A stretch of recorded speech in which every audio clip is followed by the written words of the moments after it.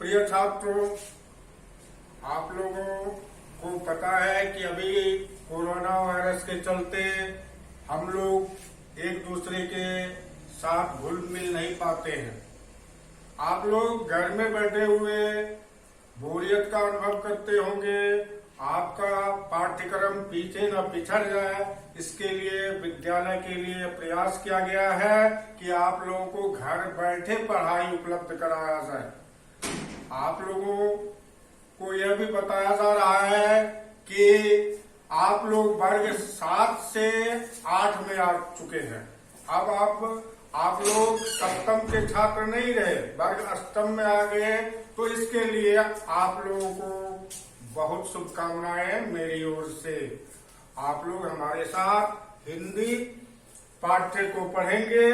तो हिंदी पाठ्य पढ़ने से पहले मैं अपेक्षा करता हूं कि आप लोग घर बैठे पठन, लेखन, चिंतन और स्मरण करते रहते होंगे, और यदि नहीं करते होंगे तो अब करेंगे, क्योंकि आपके सामने ये पुस्तक भी खुली हुई है और हम उसका भावार्थ या जो भी समस्या है उसके समाधान के लिए तैयार है। तो आशा है कि आप लोग सभी अपना सहयोग देंगे। हाँ, कुछ छात्रों के मन में यह प्रश्न रहता है कि मेरे पास पाठ्य पुस्तकें नहीं है। तो पाठ्य पुस्तकें आप विद्यालय से ले सकते हैं और आपको कोई असुविधा नहीं होगी, विद्यालय में उपलब्ध है। जिनको नहीं है वो चाहे तो वर्ग शिक्षक के माध्यम से या अपने गार्डियन के माध्यम से यहाँ से ले लेंगे, तो और आपको सुविधा होगी। इसमें विलम्ब न करेंगे, बिना पाठ्य पुस्तक के फिर आप बोर होते रहेंगे। पाठ्य पुस्तक आपकी बहुत ही अच्छी है, इसका नाम अवनी है। अवनी भाग 8 आपके लिए बहुत ही वरदान साबित होगा, क्योंकि इसमें बहुत अच्छे अच्छे पाठ हैं जो धीरे धीरे चलकर हम आपको बताते रहेंगे। आज बिना समय गवाए मैं आपको पाठ 1 अवनी में जो पाठ 1 है उसमें एक कविता है और उस कविता का नाम है सत्य कर्तव्य। तो उसका वाचन करेंगे। अभी के इस वातावरण में यह कविता बिल्कुल सार्थक साबित होता है। सत्य कर्तव्य यानी अच्छा कर्तव्य, अच्छे कर्म। अभी आपको अच्छे कर्म करने की बारी आई है।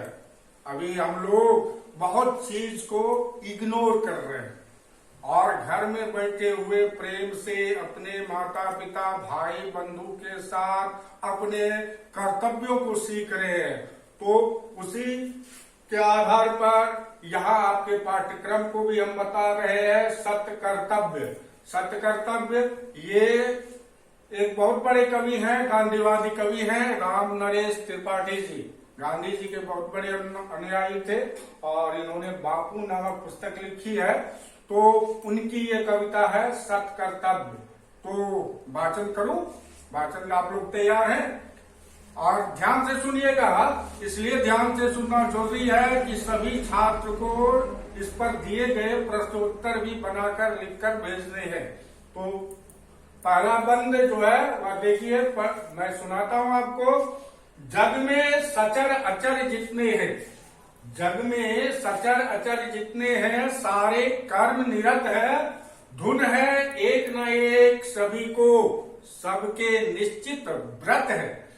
जीवन भर आतप सह वसुधा पर छाया करता है। तुच्छ पत्र की भी स्वकर्म में कैसी तत्परता है। तो ये पहली पंक्ति में यह बताया गया है, गीता में जो ज्ञान है कि कर्म ही सर्वश्रेष्ठ होता है, हमें कर्म करते रहना है। तो इस संसार में जितने भी चल अचल जड़ चेतन प्राणी है, सभी अपने अपने कार्य में लगा होता है। मनुष्य की तो क्या बोले, एक चींटी, पक्षी, कीट, पतंग सभी अपने अपने कार्यों में लगे रहते हैं। तो जितने भी जड़ चेतन प्राणी हैं इस संसार में, सभी अपने अपने कार्यों में लगे हैं, निरत, लगा हुआ, जुड़ा हुआ, संलग्न। धुन है एक न एक सभी को, सबके निश्चित व्रत है। सभी जितने भी प्राणी है, सभी अपने कार्यों में इसलिए लगे रहते हैं कि वो कुछ करना चाहते हैं, उनका कोई संकल्प है, उनका कोई व्रत है। और मनुष्य मात्र तो एक महान संकल्प के साथ जीता है। जिसका संकल्प जितना महान होता है उसी को मनुष्य कहा जाता है। तो सभी की अपना एक एक निश्चित व्रत होते हैं, इसके लिए ही मनुष्य अपना जीवन जीता है। जीवन भर आतप सह वसुधा पर छाया करता है। आतप, आतप यानी प्रकाश, वसुधा अर्थात पृथ्वी या सूर्य। सूर्य अपने आप को क्यों चला रहा है? सूर्य का काम है कि वह इस पृथ्वी को प्रकाशित करे। वह यदि ये सोच ले कि दूसरे के लिए हम क्यों जले, तो फिर तो सारा संसार ही अंधेरे में डूब जाएगा। उसका कर्तव्य है इस पृथ्वी पर प्रकाश फैलाना, और वह अपने कार्यों को नियमित निश्चित ढंग से करता है। आप 7 बजे 8 बजे उठते होंगे, क्या आपने देखा है सूर्य अपने समय से विलंब करके या पहले उठ जाता है क्या? नहीं, समय वह अपना काम करता है, काम करके फिर चला जाता है, फिर काम करने आ जाता है। तुच्छ पत्र की भी स्वकर्म में कैसी तत्परता। या पत्र, पत्र माने चिट्ठी नहीं है, यहाँ पत्र माने पत्ता। तुच्छ यानी छोटा। पत्ते को लोग बहुत छोटा समझते हैं, लेकिन वह पत्ता भी अपने कार्यों में लगा रहता है। आपको पता है वृक्ष में पत्ते का क्या कार्य है? हाँ, आप लोगों को पता है निश्चित, हाल में ही आप लोगों ने पढ़ा भी। पत्ते का काम है वृक्ष के लिए खाना तैयार करना, तो वह पत्ता भी हमेशा काम में लगा रहता है। रवि जग में सोवा सरसाता, सोम सुधा बरसाता। रवि जग में शोभा सरसाता, सोम सुधा बरसाता। सब है लगे कर्म में, कोई निष्क्रिय दृष्ट न आता। है उद्देश्य नितांत तुच्छ, तृण के भी लघु जीवन का। उसी पूर्ति में वह करता है अंत कर्म में तन का। तो दूसरे बंद में आप देख रहे हैं क्या लाइन है कि रवि जग में शोभा सरसाता और सोम सुधा बरसाता। रवि, रवि अर्थात सूर्य, जग माने संसार, सोम चंद्रमा, सुधा अमृत। अर्थ समझ गए? तो इस संसार की शोभा कौन बढ़ाता है? सूर्य। निश्चित रूप से संसार की शोभा सूर्य से है। सूर्य नहीं होगा तो फिर क्या होगा आप समझ सकते हैं। जैसे आप आंख बंद कर लेते हैं तो उसके बाद अंधेरा ही अंधेरा होता है, वही सूर्य यदि बंद हो जाएगा तो फिर संसार की क्या शोभा सुषमा। सोम सुधा बरसाता, और चंद्रमा क्या है कि यहाँ अमृत बरसाता, अर्थात चंद्रमा शीतलता देता है जो प्रत्येक प्राणी को जीवन की आस देता है। सब है लगे कर्म में, कोई निष्क्रिय दृष्टि न आता। सभी अपने अपने कामों में लगे हुए हैं, कोई निष्क्रिय नहीं है, सभी सक्रिय है, सभी में तत्परता है, सब अपने अपने काम में लगे रहते हैं। है उद्देश्य नितांत तुच्छ, तृण के भी लघु जीवन का। आपने देखा होगा घास, तृण माने घास, दूसरा अर्थ होता है तिनका। छोटा तिनका का भी एक उद्देश्य होता है, एक लक्ष्य होता है। ये घास भी अपने उद्देश्य लेकर के चलता है, भले ही बहुत ही छोटा क्यों ना हो। उसी पूर्ति में वह करता है अंत कर्ममय तन का, और अपने उद्देश्य को पूरा करने के लिए ही वह अपने आप को मिटा देता है। अब अगला बंद देखते हैं हम लोग। ठीक है, दिखाई पड़ रहा है आप लोगों को? देखिए, तुम मनुष्य हो, तुम मनुष्य हो, अमित बुद्धि बल विलसित जन्म तुम्हारा। क्या उद्देश्य रहित हो जग में, तुमने कभी विचारा? आपने अभी देखा कि सूर्य चंद्रमा से लेकर घास फूस भी अपने उद्देश्य को लेकर अपना जीवन जीता है। तो हम लोग तो मनुष्य हैं। संसार में एक ही प्राणी ऐसा है कि जिसके पास अत्यंत ही बुद्धि है, बुद्धि मनुष्य को होता है और बुद्धि से ही बल बढ़ता है। बुद्धि जस्य बलम तस्य, जिसके पास बुद्धि है उसी को बल है।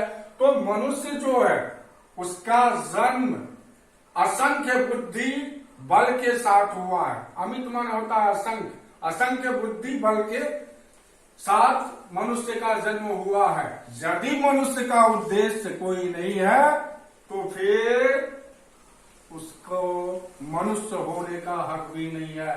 मनुष्य यदि है तो उसके कर्तव्य होते हैं, उसके उद्देश्य होते हैं। बुरा ना मानो, एक बार सोचो तुम अपने मन में क्या कर्तव्य समाप्त कर लिया तुमने निज जीवन में। अभी इसमें बुरा मानने की बात नहीं है। आपको पढ़ाई करने का काम मिला हुआ है, अभी आप सुस्त बैठे होंगे तो ये तो मनुष्यता से परे है। तो आपका काम है पढ़ना, तो आप यदि पढ़ रहे हैं तो मनुष्यता का फर्ज निभा रहे हैं। तो एक बार सोचो तुम अपने मन में क्या कर्तव्य समाप्त कर लिया तुमने निज जीवन में, कि मनुष्य को यह सोचना पड़ेगा कि उसने अपने जीवन के कर्तव्य का निर्वहन किया या नहीं किया। यदि जीवन का कर्तव्य का निर्वहन उसने नहीं किया है तो फिर तो उसका जन्म विफल है। जो अगली पंक्ति में आप देख सकते हैं लिखा गया है कि जिस पर गिरकर उदर दरी से तुमने जन्म लिया है, जिसका खाकर अन्न सुधा सम नीर समीर पिया है, वह स्नेह की मूर्ति दयामती माता तुल्य मही है। उसके प्रति कर्तव्य तुम्हारा क्या कुछ शेष नहीं है। तो यहाँ आपको देखेंगे कि एक शब्द आ रहा है, नया शब्द उदर दरी। उदर दरी यानी गर्भ से, और सुधा सम नीर यानी अमृत के समान पानी, समीर माता आप लोग जानते हैं हवा, और मही, मही माने पृथ्वी, मही अर्थात पृथ्वी। तो ये सारे शब्द का अर्थ हमने अभी बता दिया, बाद में भी दिखाएंगे उसको आपको। तो जिस पर गिरकर उदर दरी से तुमने जन्म लिया है, गर्भ से बच्चे कहाँ गिरते हैं? इसी पृथ्वी पर। या पृथ्वी ना हो तो आप सोचिए ये बच्चे कहाँ गिरेंगे? अतल में चले जाएंगे जहां से कोई देख भी नहीं सकेगा, इलेक्ट्रॉन माइक्रोस्कोप से भी नहीं देखा जा सकता है कि कहाँ चला गया। तो उदर दरी से यानी गर्भ से जब बच्चे जन्म लेते हैं तो यही धरती माँ उसे संभालती है, अपने गोद में रखती है, और इसी धरती माँ के अन्न को खाकर, यहाँ के पानी को पीकर, यहाँ की हवा को प्राप्त कर वह जीवित रहता है। तो इसलिए हमारी धरती हमारी माता है। धरती को माता के समान किसलिए कहा गया है कि जो भी बच्चे जन्म लेते हैं, चाहे वह मनुष्य के हो चाहे किसी प्राणी के हो, उसे यही धरती माँ अपने गोद में पहले रखती है, फिर अपने अनाज से, पानी से, हवा से उसका पोषण करती है। तो धरती हमारी माता है। किस तरह है अभी आप लोगों ने जाना। तो इस धरती के प्रति तो हमारा कर्तव्य है, माता के प्रति कर्तव्य है तो धरती के प्रति कर्तव्य है। अगला बंद देखिए, केवल अपने लिए सोचते मौज भरे गाते हो, पीते खाते सोते जगते हंसते सुख पाते हो, जग से दूर स्वार्थ साधन ही सतत तुम्हारा यश है। सोचो तुम्ही कौन अग जग में तुम सा स्वार्थ विवश है। तो जो लोग ये समझते हैं कि हम ही सब कुछ है, इधर गाया इधर पैर फैला करके मारा और उधर ट्रिम किया है, तो वो तो कर्तव्यहीन लोगों का काम है। सभी इस धरती माता के ही कारण पीते हैं, खाते हैं, हंसते हैं, जगते हैं और सारी तरह से सुख पाते हैं। तो उस धरती माता के प्रति उनका भी कर्तव्य है। सिर्फ अपने स्वार्थ पूर्ति के लिए लगे रहना ये मनुष्य मात्र का लक्षण नहीं होता। जग से दूर स्वार्थ साधन ही सतत तुम्हारा यश है। जब हम स्वार्थ से अलग होते हैं तभी इस संसार में हम यश को प्राप्त कर सकते हैं। सोचो तुम ही, कौन आगे जग में तुम सा स्वार्थ विवश है। लेकिन मनुष्य जो है एक स्वार्थ के बंधन से बाहर नहीं आ सकता। उसके लिए अपने कुटुंब, अपने परिवार के पालन पोषण में ही सारा जीवन लगा देता है, राष्ट्र के लिए नहीं सोच पाता। तो इसे उस स्वार्थ से बाहर निकलना होगा। और आगे देखिए कि यह संसार मनुष्य के लिए एक परीक्षा स्थल है। क्या शानदार पंक्ति है कि यह संसार मनुष्य के लिए एक परीक्षा स्थल है, दुख है, प्रश्न कठोर देखकर कितनी बुद्धि विकल है, किंतु स्वात्म बल विज्ञ सतपुरुष ठीक पहुंच अटकल से हल करते हैं प्रश्न सहज में अविरल मेधा बल से। आपको जो कठिन शब्द है विज्ञ, जो विशेष जानता है उसको विज्ञ कहते हैं और उसे विद्वान भी कहते हैं। स्वात्म बल यानी अपना बल, उसको स्वात्म बल कहते हैं। तो यह संसार मनुष्य के लिए क्या है? परीक्षा स्थल। यहाँ मनुष्य की कई स्तरों पर जांच होती है और उस परीक्षा में जो पास होते हैं वही मनुष्य कहलाने के अधिकारी है।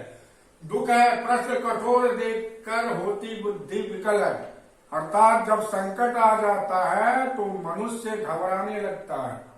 मनुष्य जब घबरा गया संकटों से तो फिर वह मनुष्य नहीं है। मनुष्य का कर्तव्य है अपने बुद्धि और विवेक बल से प्रत्येक संकट का सामना करना।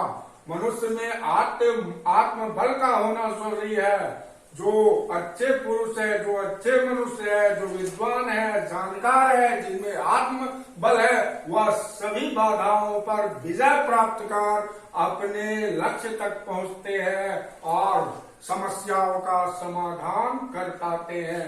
अविरल मेधा बल से, मेधा माने बुद्धि होता है, जिसके पास बुद्धि रूपी बल होता है वही सारे समस्याओं का समाधान कर पाते हैं, हल करते हैं प्रश्न, अर्थात समस्या का समाधान कैसे कर पाते हैं? अविरल मेधा बल से, अपनी बुद्धि के बल से ही मनुष्य अपनी समस्याओं का समाधान कर पाते हैं। और अंतिम बंद है वो भी देख लीजिए कि पैदा कर जिस देश जाति ने तुमको पाला पोषा, किए हुए हैं वह निज हित का तुम पे बड़ा भरोसा, उससे होना ऊऋण प्रथम है सत्कार तव्य तुम्हारा, फिर दे सकते हो वसुधा को शेष स्वजीवन सारा। कर्ता का शीर्षक सत्कर्तव्य क्यों है? अब यहाँ स्पष्ट हो रहा है कि जिस देश में, जिस जाति ने, जाति क्या है? जाति से मतलब यहाँ मनुष्य जाति है और एक देश की भी अपनी जाति होती है। इस देश में जितनी भी जातियां बसती है वह अलग अलग जातियां न होके क्या है? भारतीय है। तो एक जाति हो गया। तो पैदा कर जिस देश जाति ने, तो देश जाति का अर्थ आपने समझ लिया कि देश में जो अलग अलग जाति है उसके नाम से नहीं जाना जाता।